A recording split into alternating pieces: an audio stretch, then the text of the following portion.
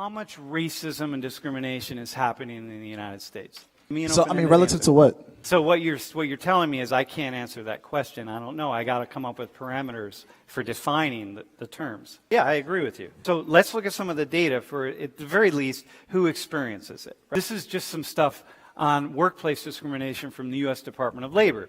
Most any questions that we have about discrimination and who experiences it and so on, we're going to expect it's black people. If you ask the average white person would say, it's definitely going to be more black people are going to say they were discriminated against than anybody else. And here we see it's Asians. But these are how many report in the workplace. That's a fair amount. 25% of Asian workers, 8% of black workers. Now, this is the U.S. Department of Labor. So we can find other research that show that these numbers are different. It's higher, it's lower, it's whatever the case is. Let's look at this. Bullying. Asians. Bullying because of your ancestry. Not just bullying per se. Asians are actually less likely to be bullied than any other group, but more likely to be bullied because they're Asian. So when you think about who reports and doesn't report, from what I know of Asian cultures, and we're going to talk about this, I would expect Asians to be least likely to report. Okay, but most of the bullying that's happening is happening within one's group or across one's group. All right, so let's go with this one. Have you ever been personally discriminated against because of your ancestry, gender, while trying to rent or purchase a house? Highest number of black people. So what's the problem with the data as we have thus far, Matt? Does this demonstrate to everybody in the class that discrimination is definitely happening? It doesn't. It doesn't. Because? Like I said before, what is unreported, especially for me, that's my biggest issue. Is not really taking into account actual situations that are going unreported. I don't know. Well, the problem is it's self-reported. So that doesn't mean it happened. Just because somebody says they were discriminated against doesn't mean they were discriminated against. I mean, I was under the impression that it was more so of like these are reported cases that were actually found to actually happen. Yeah, no, right? These are all reported. How can you confirm it? That's the question. Sure. Let's go to the next one. You ready?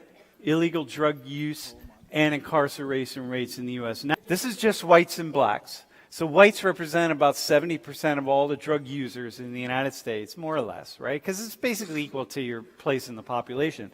And blacks represent about 12 to 13%. Now, who's in prison for drugs? Whoa, how did we go from here to here? The black people are over 40% of the people in prison for drugs.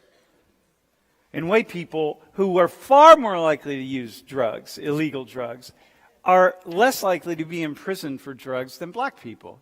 What do you think of that, bro? If this doesn't demonstrate at least like internal racism from our own criminal justice system, our own law enforcement system, I don't know what else to show y'all. Let me walk you through this. This also doesn't mean that there could be a number of reasons why black people are more likely to get thrown in jail for use and whatever it is. There could be reasons, right? We don't see a distinct cause and effect. Like, we don't see it. It's hard to make that argument. When you see the numbers are so extreme as they are, it's hard to make the argument that other things could be going on besides racism and discrimination. And yet, we can't make the argument for sure of distinct cause and effect in each one of these cases. Each case is its own unique situation. But overall, it certainly appears as though the system itself is either racist or discriminatory toward black people. Okay, let's look at this one. New York Police Department pedestrian stop and frisks.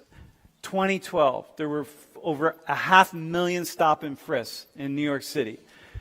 473,000 were innocent, so 89, they found nothing. 53% of all the people that got stopped and frisked were black. 31% were Latino. 10% were white. And then 6% Asian or Native American. So look, this would appear as though it's certainly a policy targeting black people.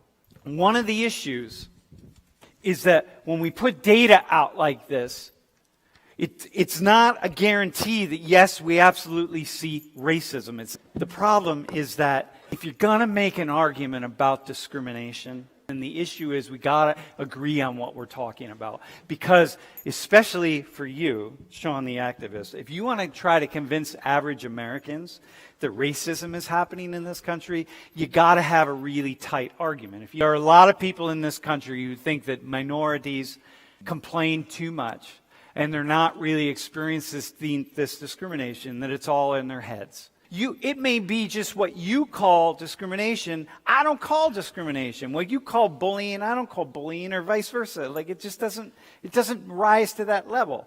So it's like, okay, so how are we going to talk about it?